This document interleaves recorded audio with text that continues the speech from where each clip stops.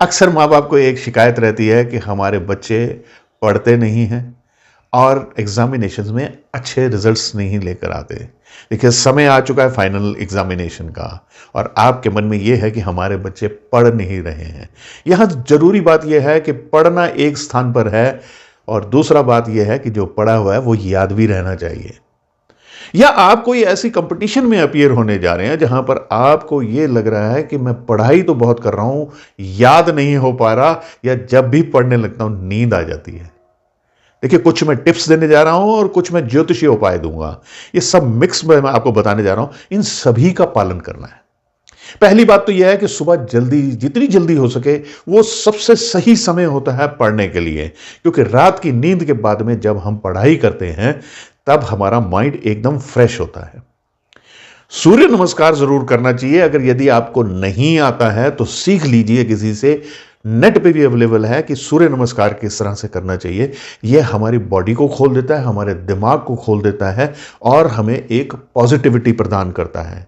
इसके साथ साथ कोई ध्यान की यदि क्रिया आप सीख लें, नहीं तो श्वसन क्रिया सीख लें कि गहरे सांस लेने हैं और अपने आज्ञा चक्र, यहां जहां पर हम तिलक लगाते हैं, यहां का ध्यान करके और धीरे से सांस लें और धीरे से सांस छोड़ें। इससे हमारी कंसंट्रेशन बढ़ती है। एक मोमबत्ती या दिया जलाकर हम उसकी लौ को एकटक देखते रहते हैं बिना पलके झपकाए। ऐसा क्रिया प्रतिदिन करने से हमारी और ज्यादा कंसंट्रेशन बढ़ेगी और देखिए, इससे मेमोरी पावर भी बढ़ती है। प्रतिदिन 1 या 2 पत्ते तुलसी के खाने ये मेमोरी पावर भी बढ़ाते हैं और सेहत के लिए भी अच्छा होता है। तुलसी के पत्ते अवेलेबल ना हो, सर्दियां हैं, तुलसी सूख गई है, तो थोड़ा सा केसर पानी में मिलाकर आप उस पानी को पिया कीजिए। यदि पानी में केसर डाल के नहीं पीना चाहते तो अपने भोजन में उसे सम्मिलित कर लीजिए। दूध में डाल के पी लीजिए, परंतु केसर का सेवन जरूर कीजिए। कुछ आयुर्वेदिक ऐसी मेडिसिन बाजार में मिलती हैं, कुछ सिरप्स मिलते हैं जो बिल्कुल सेफ हैं, लेकिन वो मेमोरी पावर को बढ़ाते हैं।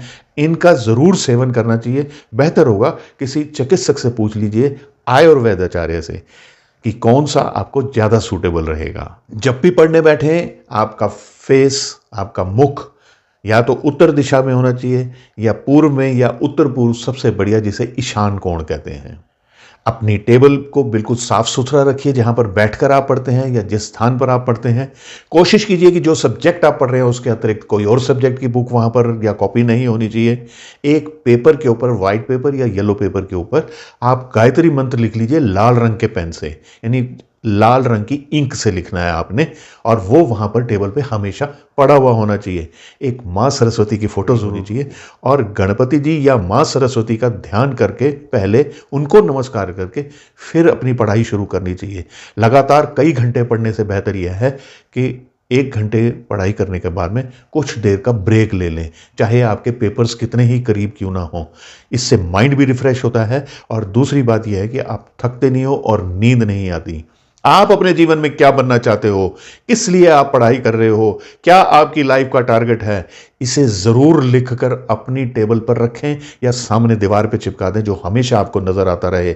यह आप में एक ऊर्जा देगा कि आपको पढ़ना है। जितना आपके लिए पढ़ाई जरूरी है उतना ही आपके लिए खेलना भी जरूरी है। इसीलिए एक टाइम टेबल बनाएं कि कब खेलना है और कब पढ़ना है और उसका नियम से पालन हो। अंत में मैं माँ बाप के लिए यानी पेरेंट्स के लिए एक सलाह देना चाहता हूं कि बात बात पे बच्चों को पढ़ने के लिए डांटना ये अच्छा नहीं होता है। बच्चे के साथ बैठकर शाम के समय कोई स्टोरी या अपने जीवन की अच्छी बातें उनके साथ कीजिए, एक फ्रेंडली रिलेशन कायम कीजिए उनमें। और यदि बच्चे कुछ अच्छा करते हैं तो उसकी तारीफ ज़रूर कीजिए और अपने बच्चों की बुराई बाहर तो कभी भी बिल्कुल ना करें। बस इसी आशा के साथ कि इस वीडियो को बच्चे भी देख लें, पेरेंट्स भी देख लें, या किसी को अगर ऐसी समस्या है कि पढ़ाई में उसको दिक्कत आ रही है तो आप उसे ये वीडियो फॉरवर्ड कर दें। मैं तो यही चाहता हूं कि जो भी इस वीडियो को देखे इसका पालन करे ताकि अपने जीवन में वो कामयाबी के रास्ते पे अग्रसर हो, एग्जामिनेशंस में उत्तीर्ण हो, अच्छे नंबर्स लेकर आए और जो भी अपने जीवन में बनना चाहता है वो ज़रूर बने। ये वीडियो आपको अगर अच्छी लगी है तो लाइक कर दीजिए।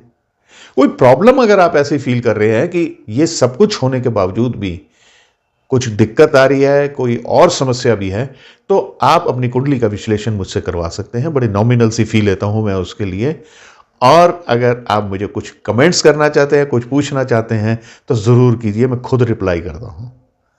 अब मुझे आज्ञा दीजिए। नमस्कार।